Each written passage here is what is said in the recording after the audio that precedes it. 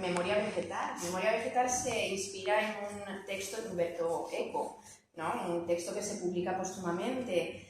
Y realmente este proyecto empieza hace unos 3 años, yo creo, y va madurando poco a poco, al final ha caído como una pieza madura, ¿no? Pero es curioso, yo le estaba comentando a Natalia que ambas, aunque tienen mucho en común, las dos tenemos mucho de ese título, una quizá ya, cada una ha puesto el acento en una de las palabras, ¿no? Quizá a través de las bibliotecas más en la memoria, Natalia en lo vegetal, aunque realmente también realmente es una reflexión sobre los libros y es una reflexión sobre la memoria y los libros, ambas lo hacemos, ¿no? Entonces, bueno, pues si hay que explicar un poquito así en general, yo empezaría hablando de Hume, ¿no? Por ejemplo, que da mucha seguridad, ¿no? Y Hume decía que la identidad no existía. Realmente lo único, no había nada que estuviera debajo de todas nuestras emociones, percepciones, sensaciones o recuerdos. Realmente nosotros éramos fragmentos de memoria, pedazos de recuerdo, ¿no? Lo único que hacemos, esa identidad es simplemente el hilo que cosía, ¿no? Los diferentes pedazos de lo que nosotros recordábamos, ¿no? Ese hilo que cose es lo que los filósofos han venido a llamar el sentido, ¿no? El sentido. Y realmente los libros engarzan con esto. Los libros son la memoria vegetal y van sustituyendo a lo que eran los antiguos ancianos, ¿no? de los pueblos. Los antiguos ancianos recogían los recuerdos, los pedazos, los fragmentos de la memoria colectiva para añadirla a la memoria individual, ¿no? Esa era la memoria orgánica, ¿no? Después, la memoria vegetal vino a sustituir a los ancianos. Empezó la escritura. La escritura al principio era memoria mineral, porque estaba escrita en las piedras. Ahora también es mineral, porque está en el silicio de los ordenadores. Pero los libros que todavía permanecen con nosotros es una memoria vegetal, porque al principio era en el papiro, después fue en el lino, en el algodón. De hecho, el libro viene de liber, ¿no? de árbol. Entonces, de alguna manera esta exposición pues, viene a reflexionar sobre ese intento de dar sentido a los fragmentos de la memoria. Cuando alguien toma un libro entre las manos, busca el título, busca el autor. Nadie se conforma con ser un texto sin más. Buscamos quién lo ha escrito, porque es la interpretación individual de esa persona, cómo esa persona ha cosido, ha dado sentido a esos fragmentos sueltos. Entonces, realmente las bibliotecas, al menos concretamente, voy a pasar a hablar un poco de al menos la obra concreta, ¿no? Después, Natalia, si quieres ya hablas de tus obras, pues las bibliotecas están hechas a pedazos, están hechas a fragmentos, ¿no? Están hechas con trozos de collage, con fotografías, con trozos de papel, incluso material orgánico, con hojas, con todo lo que encuentro, ¿no? En el momento que estoy pintando. Y a veces me parece a mí un milagro que en medio de todos esos fragmentos dispersos, cuando uno se aleja de la obra, ve el sentido, ¿no? Ve el sentido, pero el sentido es simplemente una interpretación, es una interpretación personal, y el sentido del libro es ese. Nunca vamos a poder llegar a conocer la realidad que está fuera, que está en el exterior, que está fuera de nosotros. Por eso, cada interpretación es subjetiva, profundamente privada, ¿no? Por eso se acumulan los libros, los volúmenes, porque la realidad que queda fuera es imposible de apresar, realmente, ¿no? O sea, que es una lectura triste también del libro, podríamos decir que el libro tiene contenido, que es No, pero el libro es un intento de conocer, de comprender algo que está muy lejos de nosotros, ¿no? Que siempre va a permanecer en un ámbito subjetivo, íntimo. El conocimiento es lo más íntimo, lo más privado, lo más solitario, aunque sea colectivo, como en una biblioteca que hay, pero es solo un mundo de pedazos, ¿no? De fragmentos. Bueno, Natalia.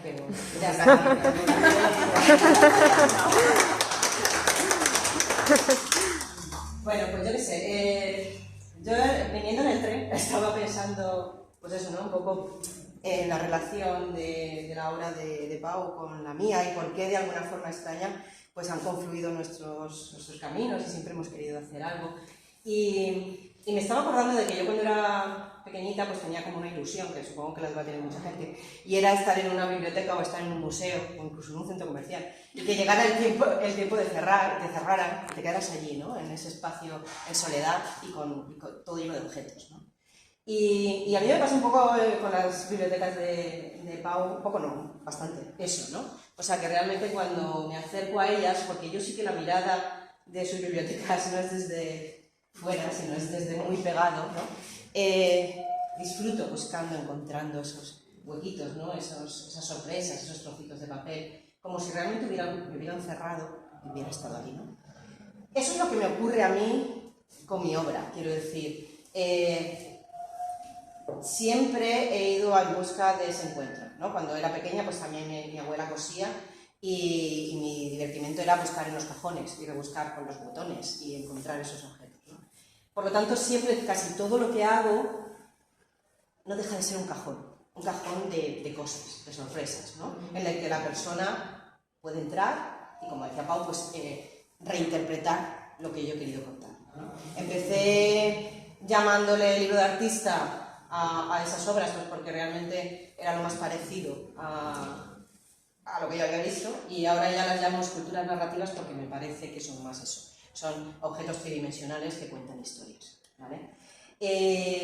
Bueno, ahí las tenéis y realmente es cierto que no se pueden ver de un vistazo desde fuera, quizá a lo mejor es eso un poco los míos desde fuera no se entienden, ¿no? Por lo que te estabas diciendo, ¿no? De que realmente las bibliotecas desde la distancia se intentan comprar. Pero los míos desde fuera son objetos que pueden ser más o menos bonitos, pero necesitas entrar, necesitas desplegar, necesitas oler, tocar, incluso a veces con los vídeos escuchar el texto, ¿no? Y si no, no dejan de ser objetos inertes. A raíz de la pandemia nos pasaron muchas cosas y a mí me pasó que me quedé sin voz, quiero decir, perdí la capacidad de escribir. Y todavía no lo he recuperado, ¿no? Entonces, en ese proceso de búsqueda, me di cuenta de que si yo no tenía voz, pues tenía que apoyarme en otras voces, ¿no? Y esa voz fue la voz vegetal, fue esa memoria de los árboles, ¿no? Entonces me dejé llevar por la impresión botánica, que es una técnica que luego os explico si queréis, ¿no? Pero en la que realmente yo soy un espectador, también por lo que decías, ¿no? Soy un espectador porque tiene una parte de control y mucha parte de azar y de lo que quiera la planta pues decirme, ¿no? Soy una persona que debe esperar los tiempos de la naturaleza, o sea, estaba comentando antes con vosotros que no todas las plantas tintan igual en todos los momentos, o sea, yo me tengo que esperar a que las estaciones me den lo que yo quiero y encontrarlas después, ¿no? Entonces, ese proceso de espera y de ceder la voz es un proceso también terapéutico en el que estoy, ¿no? Y esta parte de las telas, pues es el momento en el que yo apenas hablo, en el que yo algo de texto tengo, pero muy poquito. Cuando las esculturas narrativas, el peso fuerte es el texto, y son ellas las que hablan. Así que nada, yo por mi parte os invito a que cotilleéis, a que miréis, a que toquéis, a que encontréis. Antes estábamos hablando de los detalles, de las pequeñas hojitas, las pequeñas manchas, las roturas, las costuras. Para mí todo eso es lo que me emociona, ¿no? Y lo que tiene sentido. Así que, pues nada. Yo creo que esta es una posición para jugar, ¿no? Para estar aquí. Lo que pasa con tus obras también es que es muy bonito cuando tú explicas, por ejemplo, cómo se desmontan, por ejemplo, lo del cortahilos. Claro. Y sí, realmente. Claro, a mí y por eso habíamos traído el vídeo, porque realmente lo que me gusta es ponerlo en escena. Y eso también es lo que hemos perdido en este tiempo y supongo que ahora nos volveremos a ver. Entonces, bueno, luego si queréis que os abra alguno que sí, pues si claro. Quieres. Es que cuando los explicas, claro. Es que realmente es curioso porque los libros, lo que pasa con tus libros, normalmente la escritura es conceptual, es abstracta, ¿no? Es la representación fonética de algo que está fuera, ¿no? Que lo representa. Pero ya no están los objetos, sino la representación escrita de los objetos, pero es que tú metes los objetos dentro. Claro. Y entonces a mí eso siempre me ha gustado de tu obra, porque haces libros, los vacías, y metes las cosas. Dejas ese paso de abstracción, ¿no? De conceptualización en el que hemos tardado miles y miles de años en hacerlo y tal, ¿no? Ese proceso evolutivo, ¿no? Que nos ha convertido en lo que somos, ¿no? Te lo saltas y se queda dentro todo. Y a mí eso me parece una maravilla. Sí, vamos, yo me encanta, ¿sí? Pero yo lo hago un poco de forma intuitiva, pero es mi Sí, manera, claro, es mi forma de expresar, ¿no? Yo sí, es verdad que sin volumen, sin objeto, sin textura, se me queda corto. Podría hacer un texto y ya está, y meterlo en un libro, o podría hacer un cuadro y dejarlo tal cual, pero realmente sin ese peso de lo matérico, ¿no? Como que para mí pierde una parte. Entonces, y luego sin el juego, sin la apertura, sin algo que se abra al final, se me queda como demasiado evidente. Entonces, pues no sé si queréis os explico aquel que es el último, el nuevo, sí. Y ya...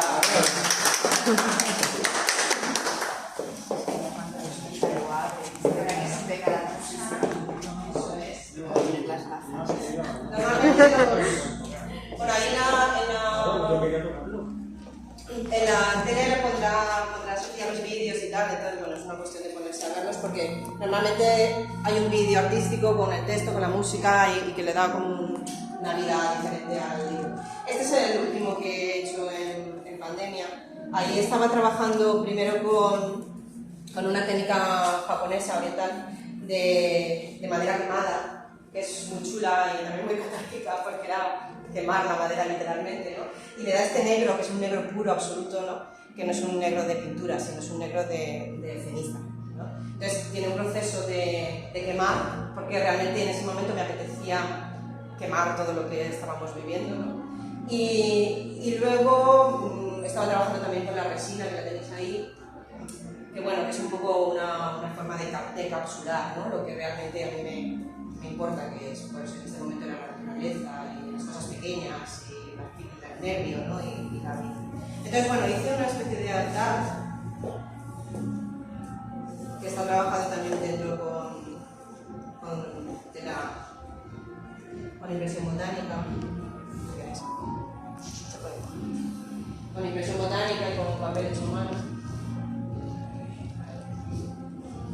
Y con piezas de piano, que son estas. ¿Por qué? Pues porque antes del rollo este de la pandemia yo tenía con otro compañero, con Carlos Izquierdo, una puesta en escena así macro de un libro ese que estaba hecho con piezas de piano.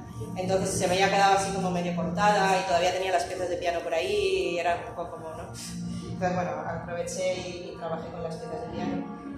Y dentro pues hice algo que para mí en ese momento era un poco como irreverente, ¿no? Porque en ese momento no podíamos tocarnos, no podíamos acercarnos a las cosas, apenas podíamos salir a ver lo que a mí me gusta, que es la naturaleza. Entonces hice un libro que realmente en ese momento, en este ahora pues ya, pero en ese momento estaba prohibido, porque uno no podía acercarse a las cosas ni pegárselas, ¿no? Entonces, bueno, pues hice un texto que como no me han traído las gafas, pues tengo que ponerlo así. No sé si voy a poder esperar, voy a poner las gafas.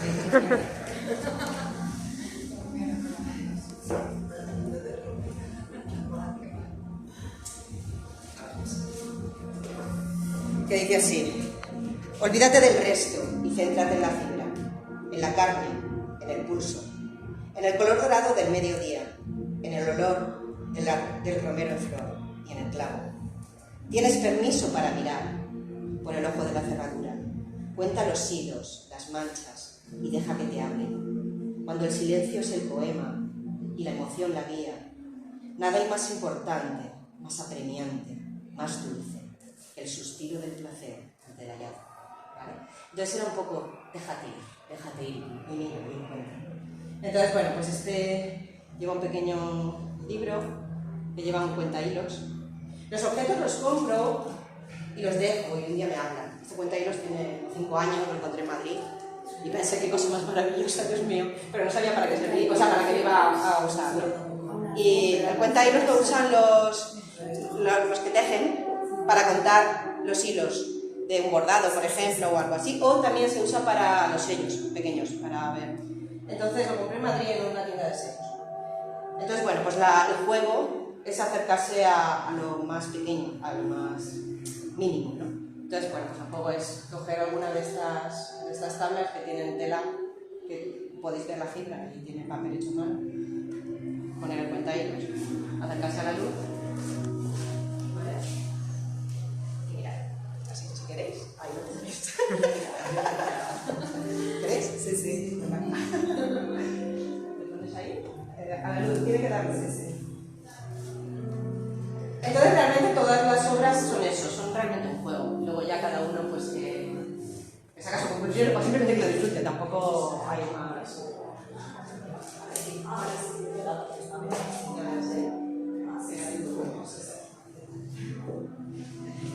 Es otra forma de ver, claro, de ver la fibra. Y bueno, pues como esos son todos. La cuestión es acercarse a cada uno y...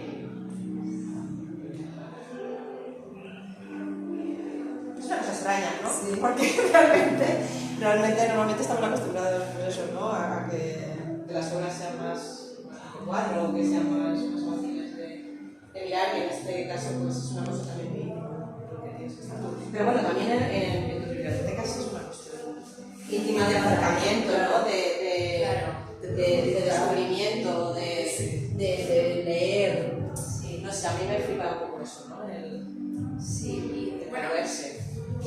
las bibliotecas incluso se inspiran en el relato de Borges, la biblioteca de Babel. Entonces, la biblioteca de Babel relata describe una biblioteca donde están todas las combinaciones posibles de los caracteres existentes en el alfabeto. O sea, que podemos abrir un libro y encontrar, pues eso, todo lleno de A's, todo lleno de... Bueno, normalmente vamos a encontrar letras al azar, pero a lo mejor de vez en cuando, en medio de esas 42 líneas que forman cada página, podemos encontrar algo con sentido, una palabra con sentido, ¿no? Y entonces, por eso también ese juego, que además me lo recalcó Sofía, me acuerdo una vez, me lo dijiste y yo no me había dado cuenta. Y dije, ¿no? Pues aparecen letras, un poco al azar, pero sin sentido, como en un lenguaje que ya no existiera porque no tiene ningún significado, ¿no? Pero aparecen estas letras, ¿no? De vez en cuando, como en las bibliotecas de Babel, ¿no? O aparecen fantasmas o figuras fantasmagóricas como el gato de la sonrisa, por ejemplo, ¿no?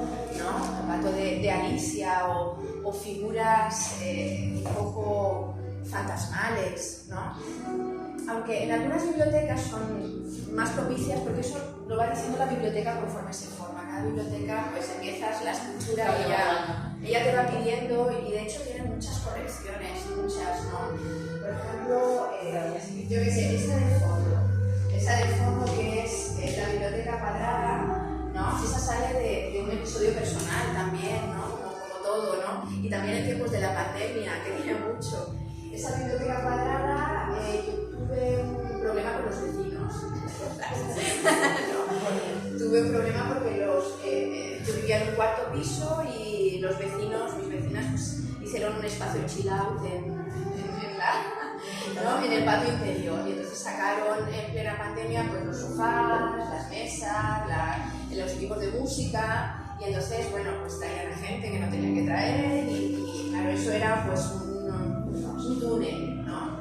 Y yo lo pasé muy mal, ¿no?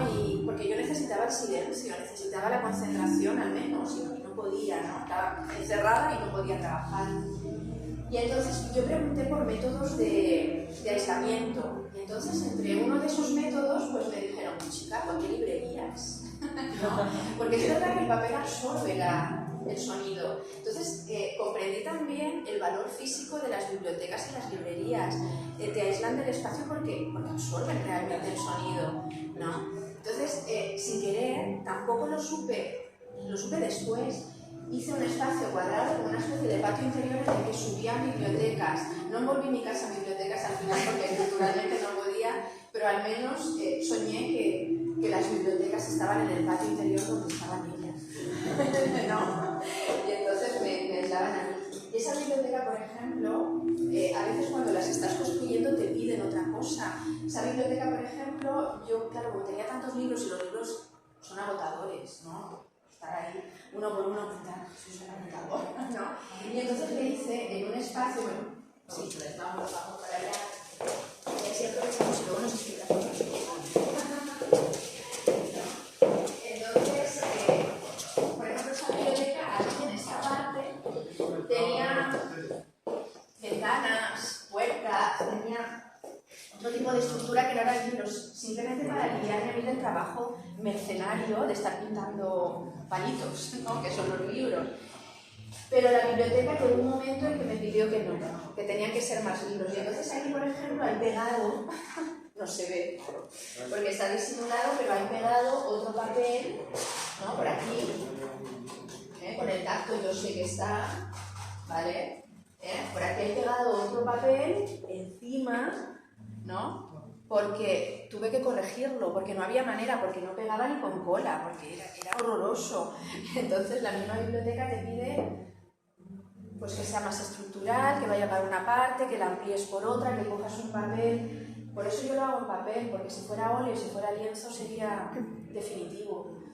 Pero al hacerlo con papel, pues puedo pegar trozos y hay muchos, si las viéramos por detrás, están todas pegadas, por ejemplo aquí igual, aquí hay zonas que también me equivoqué y están pegadas y dentro metí plumas para disimular, pero bueno. Pero luego dije, oye, pues está bien, ¿no? Entonces, sí, o empiezan a hacerse con esta, la hice en el campo, no, esta también es de la pandemia. Y entonces esta es el ambiente ese opresor, ¿no? La sola línea, ¿no? La que podemos respirar. Y esta me la llevé al campo ya y entonces le metí pues trozos de palos, hojas secas, plumas, le fui metiendo de todo, ¿no? Pero que todas las obras inconscientemente manifiestan el momento vivido o momentos vividos años después.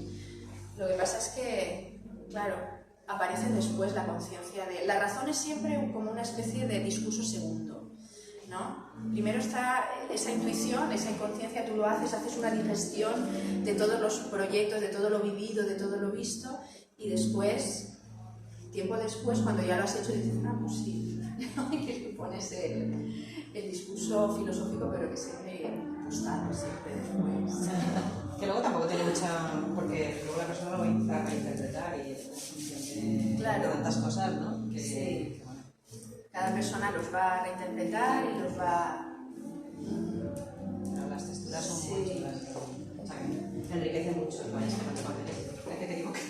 Sí, el país se enriquece a medida porque parece que cuanto más cosas haces y más te equivocas y más... Que realmente no es una equivocación, es una lucha tuya con la biblioteca. Lo manifiesta la obra de alguna manera. Pero a mí me pasa mucho, ¿eh? O sea, yo también, yo identifico, ¿no? Me dejo guiar por lo que me va diciendo. Sí. Y por eso no me importa tampoco cuando la gente toca las obras y se rompe, pues se raja, ¿no?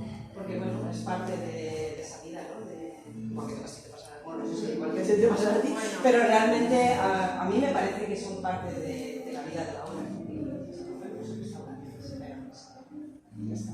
Y la obra crece. Sí, y a mí me gusta mucho esa obra, es una de las que más me gusta, la del abanico.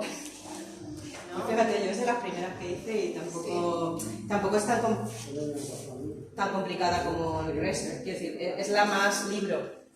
Es la más libro porque la forma que tiene es de libro total, ¿no? Y por lo tanto, a mí, aunque a la mayoría de la gente también le gusta más, pero a mí es la que menos me llama la atención porque tiene un formato como muy evidente de libro, ¿no? Entonces, esta simplemente, pues eso, es un texto de José María Zonta que habla de la vida y de un poco dónde está la vida realmente, si en lo que construimos de las ciudades, de los centros comerciales y tal, o la naturaleza, ¿no? Realmente todas las esculturas narrativas que he traído están relacionadas con la naturaleza, luego hay más.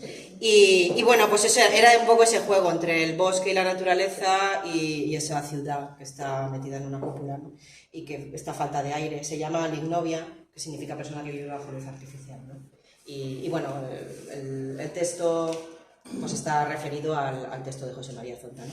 Pero es técnica mixta y tal, pero fíjate, es eso. A mí es como lo más emblemático, pues porque cuando lo abro la gente, ostras, lo del abanico y tal, pero a mí, dentro de todo, es el más libro y es el que menos me llama la atención. Me gustan más las estructuras más complejas y que sorprenden más, ¿no? dejas de identificarse no sé si te pasa, dejas de identificarte con las obras antiguas, con etapas antiguas en las que has hecho a lo mejor cierto trabajo. A mí me pasa, ya no me identifico con esas obras. Yo hay algunos que sí. Con Tadaima, que tiene más o menos la época esta, sigue gustándome por la escultura y por la caja. Y entonces esto realmente es muy diferente a un libro.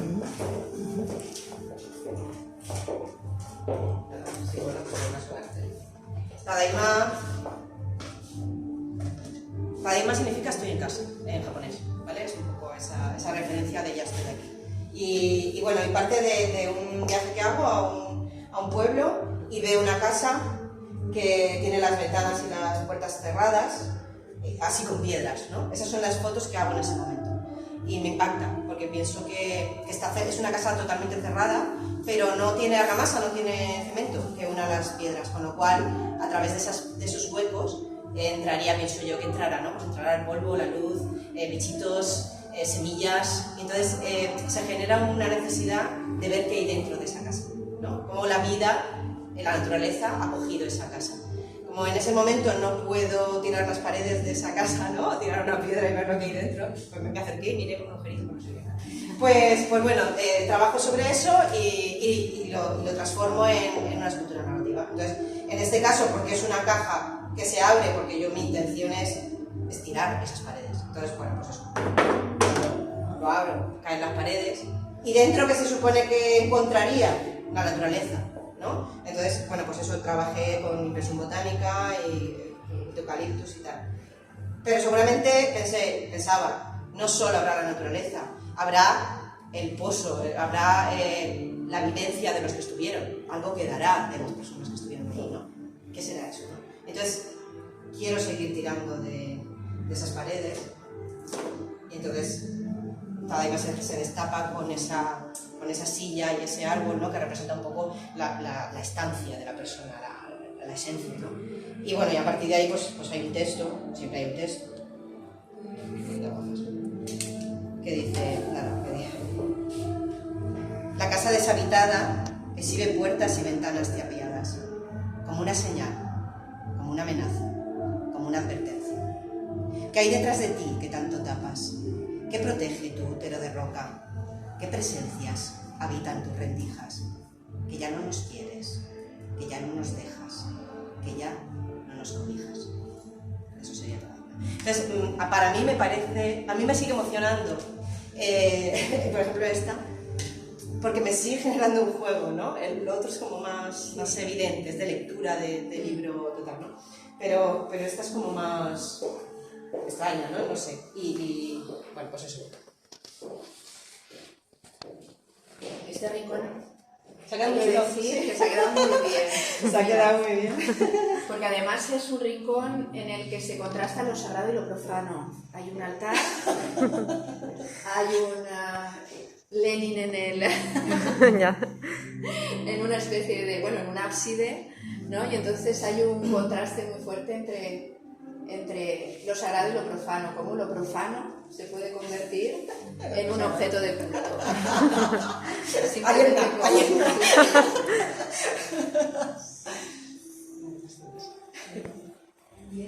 María, el que está ahí en... ¿Geodesia? Sí.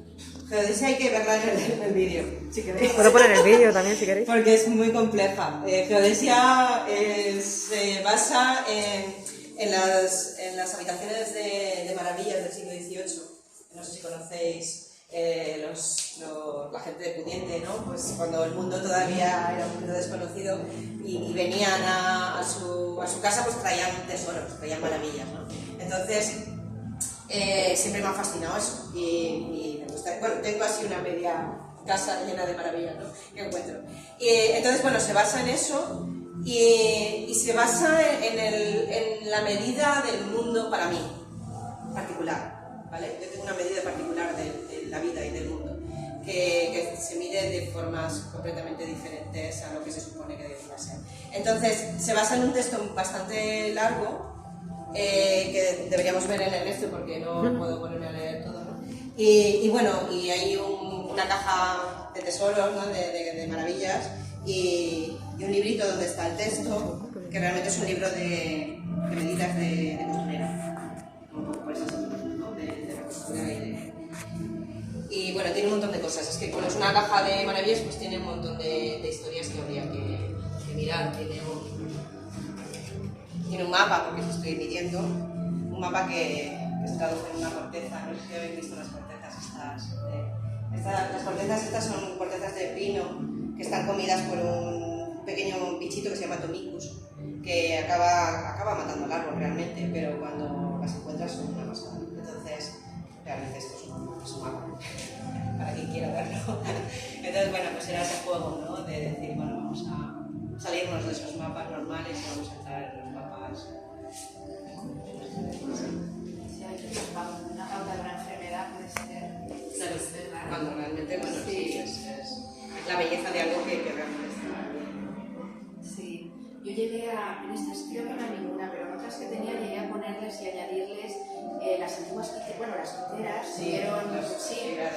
tuvieron un hongo, ¿no? Y se murieron todas, pero tú las abrías y había como una especie de... ¿Te acuerdas que nos íbamos recogiendo? Sí, que tenía una serie de mira, pues si queréis. recogiendo, y en estas no las he puesto, pero las he sí. Las quiteras o las paletas. Las Si queréis verlo aquí, es más cómodo. los files de palas. Si queréis verlo aquí, es más cómodo que Sí. son 2 minutos. Geodesia es la ciencia que estudia la figura y la magnitud de la Tierra y se encarga de hacerle los mapas. Geodesia es también un libre objeto que crece sobre la dimensión emocional y cuestiona la forma de medir el mundo.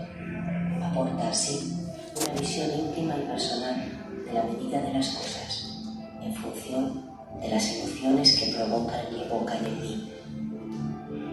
Inspirado en los cuartos de maravillas y curiosidades del siglo XVI al XVIII, Geodesia guarda objetos que me ayudan a marcar las dimensiones de cuanto vivo.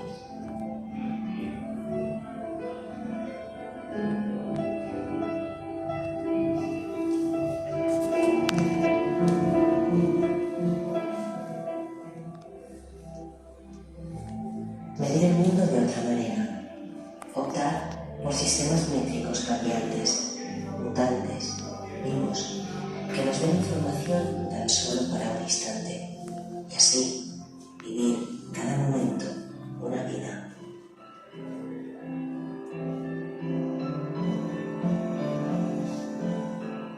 Todos los bosques que hay en mí marcan mi medida del mundo, incluidos los grandes bosques de Posidonia que me miran desde abajo. Las medidas de longitud y altitud hace mucho que no me dicen nada, y la emoción es para mí el único sistema métrico fiable. Así, mido a mi manera.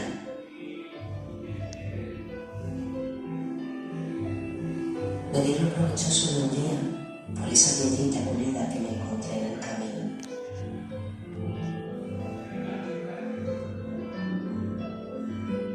La cantidad de vida que uno atesora por la gota de rocío que le cayó en la frente al pasar.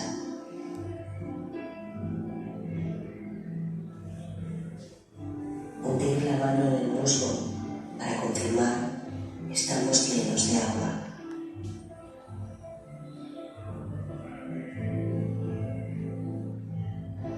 Escuchar la rama que cruje para descubrir que somos todos huesos.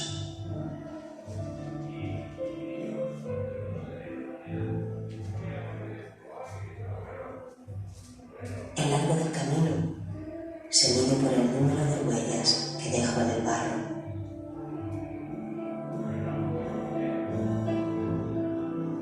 Todos los laberintos de una vida están dibujados en el interior de una corteza. Soy tan alta como la copa de ese árbol al que abrazo.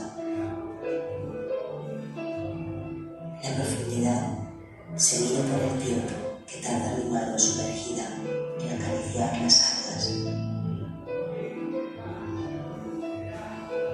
Todos los bosques que hay en mí marcan así mi medida del mundo.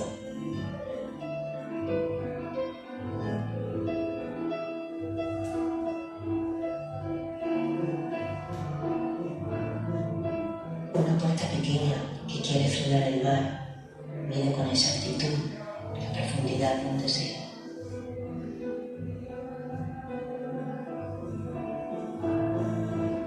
Viajar con las corrientes para llegar allí donde el mar te lleve, vagar entre los azules y hacer del movimiento tu casa.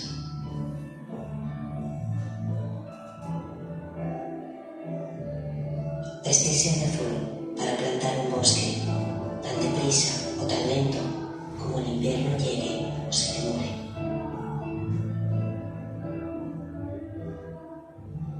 El muérdago me permite besarte aunque no estés, pasar varias veces por debajo de él para darme un festín de ti.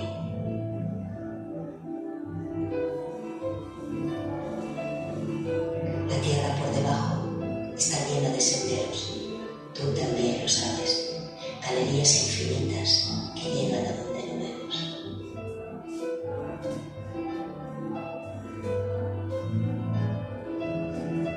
Subir hacia el cielo, nudo tras nudo, amarrarse a lo seguro, desafiando el abismo. Regalar aire, despojarse de la corteza para crear una nueva y ver pasar a los hombres y a los hijos de los hombres.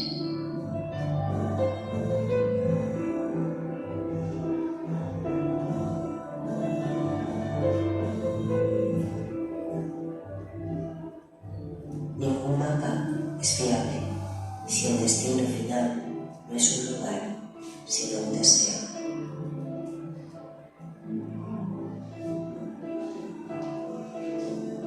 No hay mejor medida de longitud que aquella que no mide, pesa.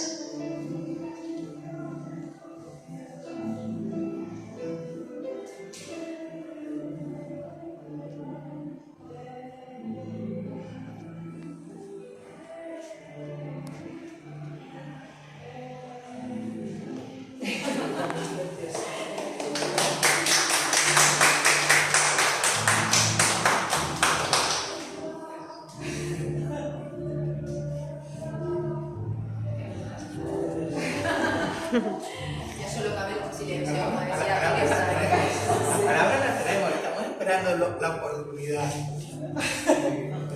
Bueno, Miguel sí decía que de lo que no hay que hablar, mejor callarse.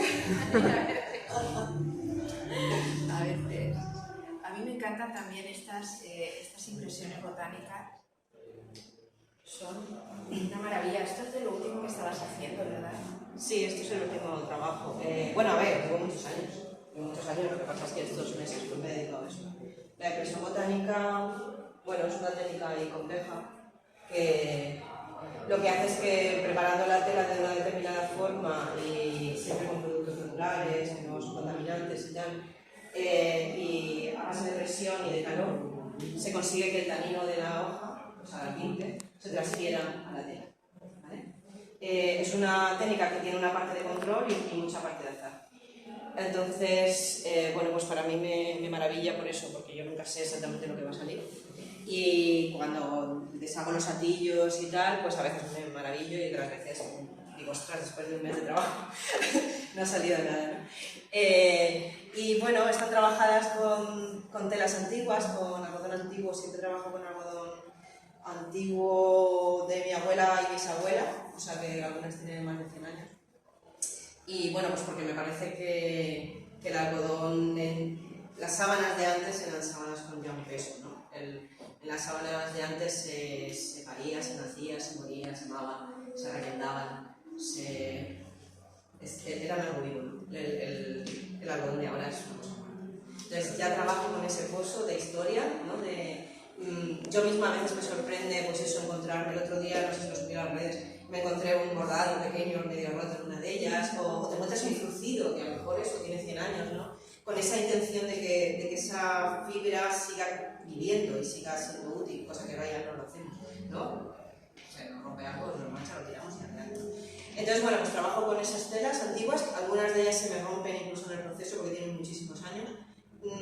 Me gusta mucho que el tiempo hace que la resistencia vaya mermándose, ¿no? Entonces, por ejemplo, nunca corto las telas con tijera, siempre las corto con la mano, ¿no?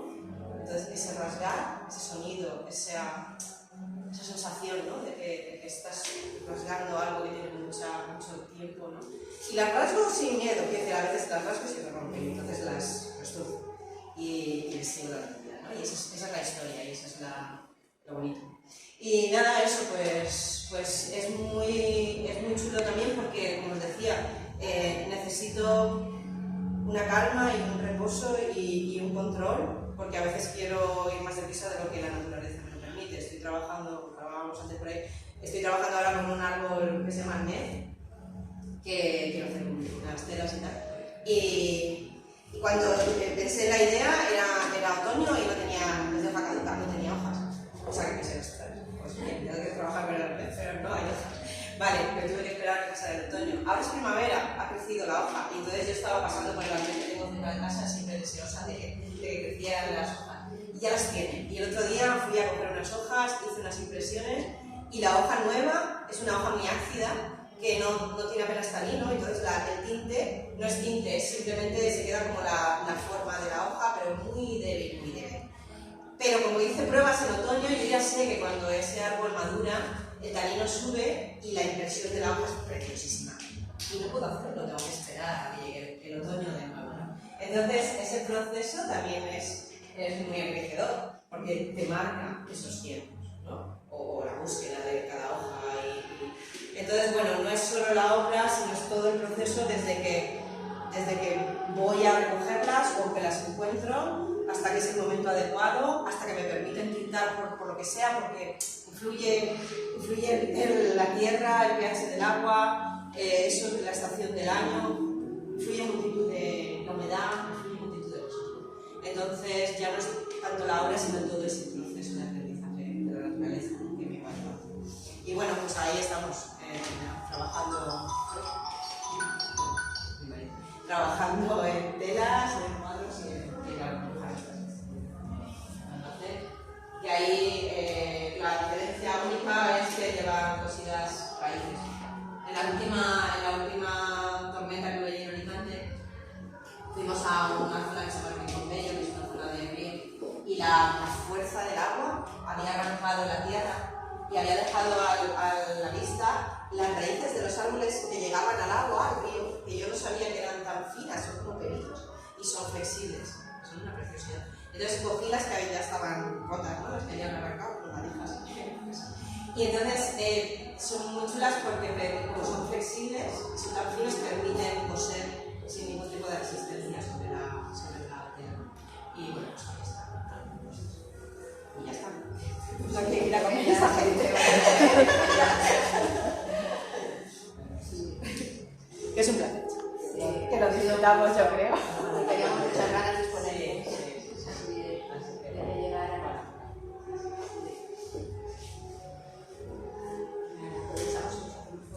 No has hablado de las camas. ¿Eso es verdad? La serie Biblioplastia. Bueno, la serie Biblioplastia surge, yo era bibliotecaria en el instituto. En el instituto era bibliotecaria y hubo una especie de quema de libros. Y entonces surge la idea de eso y bueno, de algunas circunstancias y de algunas lecturas. Y, la biblioclastia es una práctica, ¿no?, habitual que se repite a lo largo de momentos de la historia en el que hay ¿cómo se dice?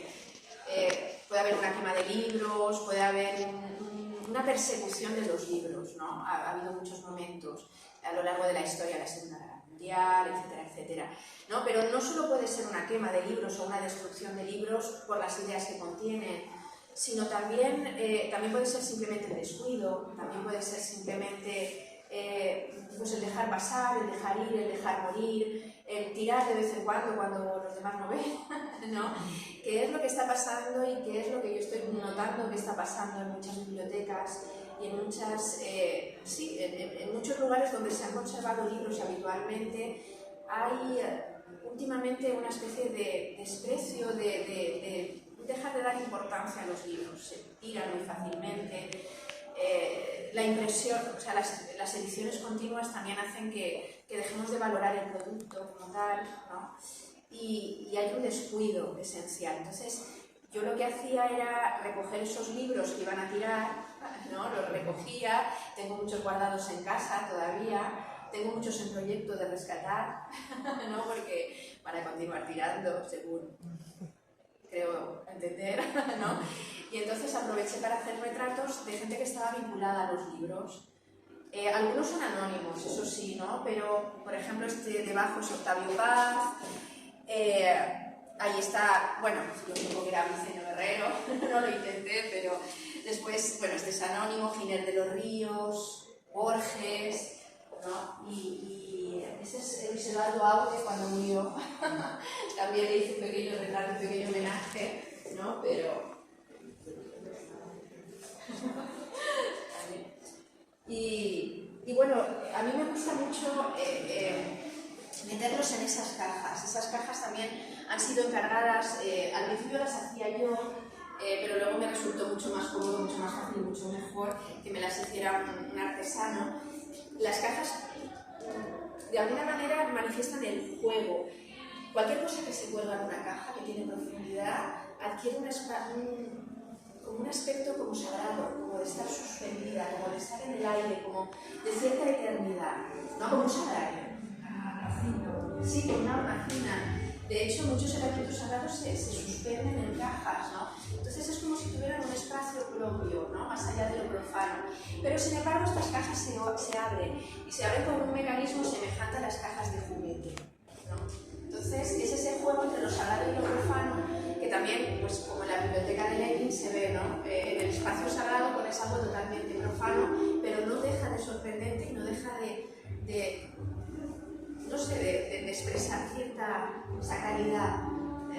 Y por eso me gustó mucho ese juego de la profundidad, pero al mismo tiempo del juego de la infancia, del niño y del poder abrir y cerrar sin que importe realmente qué es lo que pasa. Sí, cuando los sagrados se abren, se cierra, viene a la tierra, no está en otra parte, ¿no? Sí, como la mitología griega, ¿no? Que los dioses se metían, se iban con unos, con otros, con mortales, se enfadaban, se castigaban.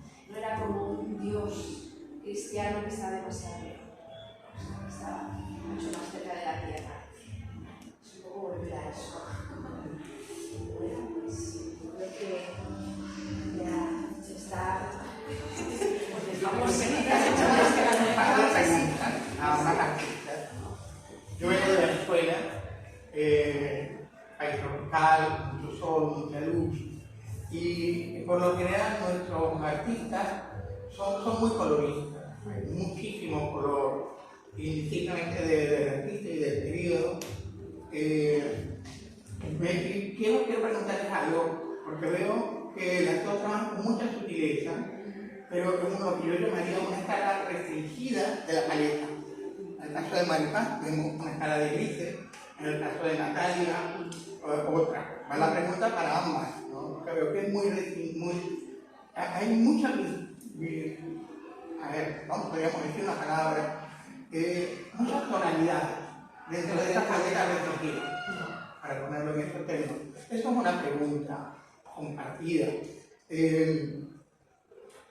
Para Natalia, cuando yo veía sus obras, si bien se llama genéricamente libros de artista, yo considero que es algo que trasciende ese mismo concepto, y a mí me recuerda más un cofre, o algo intermedio entre un libro y un cofre. Por eso hablabas de los gabinetes de maravilla, pero a mí me recuerda también los gabinetes de las abuelas. Había tantas cosas dentro de esos gabinetes, y uno se iba sorprendiendo con todo lo que las abuelas guardaban. Entonces yo veo más tu obra a medio camino entre un libro y un cofre. Sí, totalmente de acuerdo. O sea, yo me quedaría más con el cofre y con el libro. Y bueno, en el caso de Maripaz, vemos todas esas sorpresas que hay dentro de tu obra, textos, fantasmas, un detalle minimalista, por ejemplo, con cada libro que has montado en esta biblioteca. Y desde luego esto me lleva a pensar en un texto, en un libro que todos conocemos, la Biblioteca de Babel, ¿no? De Borges. Y claro, cuando veo la obra de Maripaz, pienso en la Biblioteca de Babel, de Borges, porque también son laberínticas. Y la Biblioteca de Babel es un laberinto. Bueno, ahí están las dos preguntas. Y algo que es una reflexión muy personal. Yo adoraba aquellos libros que se desplegaban los papás. Sí. Y aunque esta obra no se entusiasma mucho ahora, es lo que me recuerda un poco, ¿no? Si vienen ahora y sale la figura. Y yo recuerdo que a mí me encantaba jugar con esos libros. Yo tenía una relación con el libro muy marcada por mi biografía. Cuando yo tenía 8 años, mi madre me regaló Los faraones del mar de Jacques Cousteau. Y todavía lo conservo. Luego, cuando me tocaba bien, me regalaban libros, me regalaron pues el Pozo de Carl Sagan. Entonces, mi vínculo con el libro ha sido biográfico, emocional, afectivo, y el hecho de que ustedes trabajen en torno de la idea del libro es emocionante ya de por sí. Sobre todo porque se piensa que el libro ha perdido espacio frente a lo digital. Y eso es relativo. De hecho, las dos expresiones van a vivir, el libro impreso, el libro digital. Y lo que tal vez no sobreviva sean espacios donde estaban los libros impresos. Eso sí tiende a perderse. Vemos cómo cierran librerías, cómo cierran bibliotecas, y a veces las bibliotecas tienen que tener un lenguaje creativo, novedoso. A veces tal vez tengan que pasar por invitar a los artistas, invitar a los poetas, para que los lectores lleguen al libro de una forma diferente. La biblioteca ya no puede ser solamente un espacio pasivo con una colección de libros, esperando que los lectores lleguen. Las bibliotecas tienen que dinamizarse, están compitiendo con algo muy fuerte, que es toda la informática, y la gente se le hace mucho más fácil a veces quedarse en casa viendo un video en el celular, que ir a una biblioteca, ir a una librería. Entonces ustedes están metidos en ese campo de batalla con estas propuestas. Sí, yo solo contestando lo de la paleta de colores, en mi caso es que es la naturaleza, y es ella la que mata. Tiene esos tonos de los que no se salen. Entonces, a mí me resulta difícil, porque siempre trabajo con papel hecho a mano, con plantas, salirme de ese cromatismo, ¿no? Quizá el único un poco así más llamativo es el Samoku, pero porque Samoku habla de un árbol sudamericano, y yo quería hacer una hornacina con los tonos de las hornacinas sudamericanas, ¿no? Que sabes que son muy llamativas y tal. Entonces ahí pues me volví loca, ¿no? En el sentido de que trabajé con dorados y con rojos y con verdes, pero porque tenía un sentido. Normalmente si no, pues eso, trabajo con cosas de naturaleza y son cosas que he hecho también.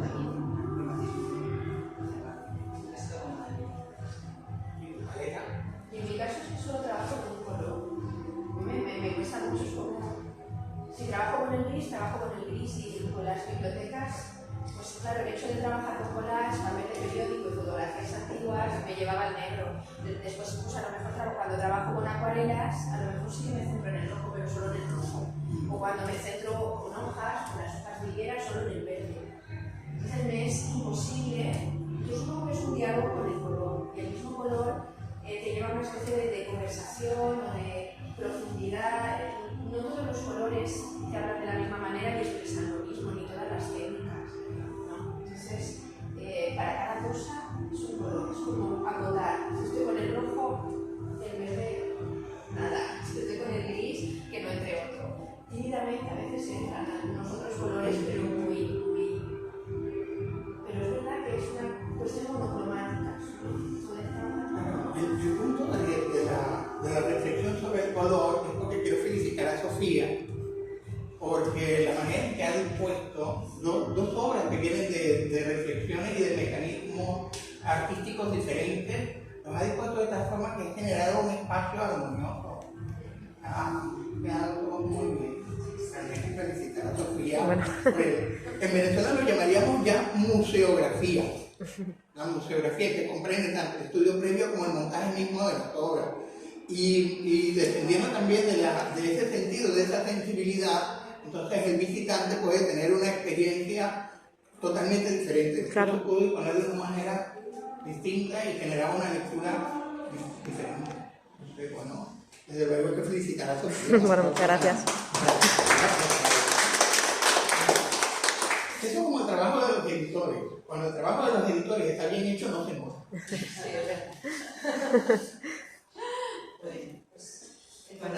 Ahora sí nos podemos. Ok, bueno, Sofía nos dice en qué momento nos hacemos la foto. Cuando queráis. Me parece curioso que, como aquí veo el tiempo del que lleváis hablando, lleváis 1 hora y me parece súper... No, y lo digo porque me parece sorprendente que como estamos aquí todos y todas embobadísimos escuchándonos a las dos, o sea, es que no parece que haya pasado 1 hora, es verdad. Yo siempre, o sea, llevo esperando esta exposición muchísimo tiempo, desde que las conozco las dos primero por separado, sabía que tenía que hacer algo en conjunto con ellas, lo hablamos en su momento, hace ya tiempo, al final lo he conseguido.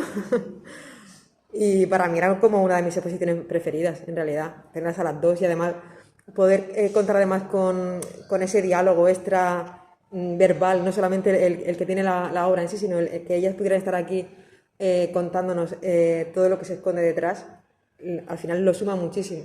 Y además es que ellas dos, lo que cuentan, pues te quedas aquí. Yo estoy en silencio, yo que hablo muchísimo, estoy aquí 1 hora, que ayer no se me lavaba, y disfrutando un montón. Pues nada, Sofía, muchas gracias por haber promovido esto y por habernos ayudado. Haremos más cosas. Sí, mucho más. Sí. Y nada, y muchas gracias a vosotros por acompañarme. Claro, sí. Y ya está. Nos veremos.